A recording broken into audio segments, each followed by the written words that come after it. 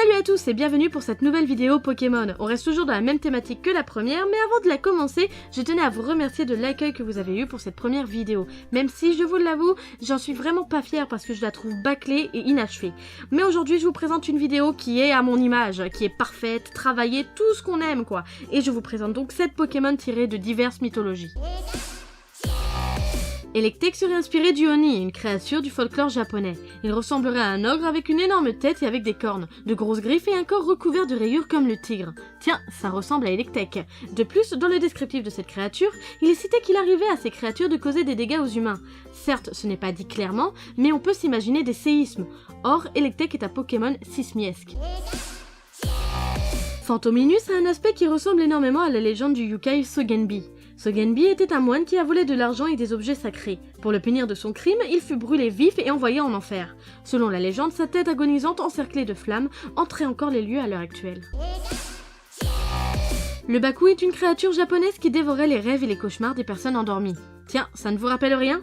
Si l'on regarde un peu la description de Soporifique dans Saphir Alpha, lorsque les enfants ont le nez qui les démange en dormant, c'est sans doute parce que ce Pokémon se tient au-dessus de leurs oreillers afin d'essayer de manger leurs rêves par leurs narines. Également, le Baku, à la différence des autres yokai, n'est pas forcément une créature mauvaise puisqu'il protège le rêveur de mauvais rêves en les dévorant. Soporifique a pour talent Insomnia, donc qui le garde éveillé, ce qui concorde encore avec le Baku, mais également le talent Attention, qui l'empêche d'avoir peur, ce qui nous fait penser que ça l'aide à combattre les cauchemars. Ponyta serait inspiré de la mythologie nordique et plus exactement d'Arvakr et Asvior, qui n'étaient autres que les chevaux qui tiraient le char de la déesse de soleil, Sol, à travers le ciel tous les jours. La comparaison reste tout de même légère puisque les deux seuls points qui nous ramènent à ces chevaux mythologiques, c'est le fait que ce sont tous des équidés, mais également le type du Pokémon, le feu, ce qui nous rapproche à une source de feu ou de chaleur importante telle que le soleil. Également, quand on s'intéresse à la description de Galopa, cette fois-ci, on nous dit qu'il peut courir à 240 km/h. Certes, ce n'est pas encore assez rapide pour faire le tour de la Terre en une journée, mais le fait qu'il soit aussi rapide peut nous donner un rapport avec la vitesse des chevaux Arvakr et Asvior. Un autre point qui peut nous faire penser à cette inspiration. Quand Arvakr et Asvior tractent le char de la déesse Sol, il est bien dit qu'ils se font poursuivre par le loup Squall. Et non, je ne parle pas de la binouse, ce qui les force à continuer leur course. Or, Ponyta a le talent fuite, ce qui concorde avec l'histoire de la mythologie nordique. Ce Pokémon a une tête qui ressemble à un renard ou encore à une chèvre. Ces deux animaux sont reliés à la magie. Magie qui, au Moyen-Âge, était considérée comme un acte de sorcellerie et donc en rapport avec Satan. Vous voyez où je veux en venir? Oui, je vous le dis clairement, Alakazam serait inspiré de Satan tout bonnement. Car non seulement d'avoir une tête qui ressemble à celle d'une chèvre tout comme Satan, la forme de sa tête ressemble à un pentagramme. Quoi? J'entends dans l'oreillette comme quoi la méga évolution d'Alakazam contredit ma théorie? Certes, c'est embêtant. Et si cette méga évolution serait en fait la façon de transformer le mal en bien? Une évolution quoi? Parce que revenons à la magie. Comme je l'ai dit plus tôt, au Moyen-Âge, la magie était considérée comme un acte satanique. Et à l'heure d'aujourd'hui, elle est le symbole et un objet de rêve. Les enfants sont émerveillés face à un magicien qui fait un tour de magie. Et si la méga évolution d'Alakazam suivait cette même thématique? Qu'elle transformait Satan en un être bienveillant. En Dieu. Noix de coco serait inspiré de l'arbre Jinmanju, qui est un arbre qui a la capacité d'avoir des fruits à visage humain. Selon la légende, cet arbre ne parlerait pas mais ne s'arrêterait pas de rire. Et si on s'intéresse au design de Noix de coco, on peut constater que ces trois têtes rigolent, même s'il y en a une qui a un peu moins enjoué que les deux autres. Autre point commun, toujours selon la légende, si les fruits du Jinmanju rient de bon cœur, ils finissent par tomber. Or, dans la description du Pokémon, on parle également de fruits qui tombent. Noix de coco vient des tropiques. À force de vivre sous un soleil ardent, ses têtes ont rapidement grandi.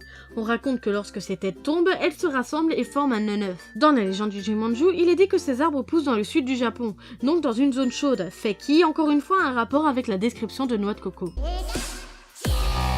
Caninos et Arcanin seraient inspirés des chiens et lions gardiens japonais et coréens.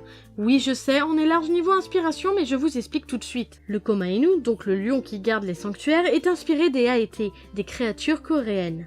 Le Komainu est décrit comme une créature fabuleuse qui garde les sanctuaires comme le Aete, à la différence que ces derniers se nourrissaient de feu.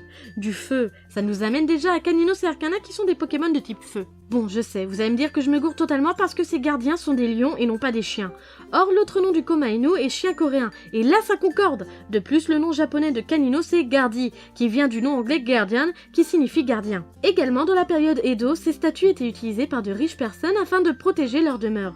Si l'on s'intéresse un peu à la description d'Arcanin, on constate qu'il a le talent cœur noble, ce qui nous ramène à l'utilisation primaire des Komainu. Aussi, si on s'intéresse à la définition de Caninos dans les jeux Diamants et Perles, on constate que c'est un Pokémon très loyal, il restera immobile jusqu'à ce que son dresseur lui donne un ordre. Ce qui nous ramène encore une fois vers les Komainu. Si on s'attarde sur l'apparence de ces statues, elles ont une apparence très semblable à Arcanin, une apparence à la fois canine et féline, un poil abondant et qui ont une forme de flamme pour les Komainu.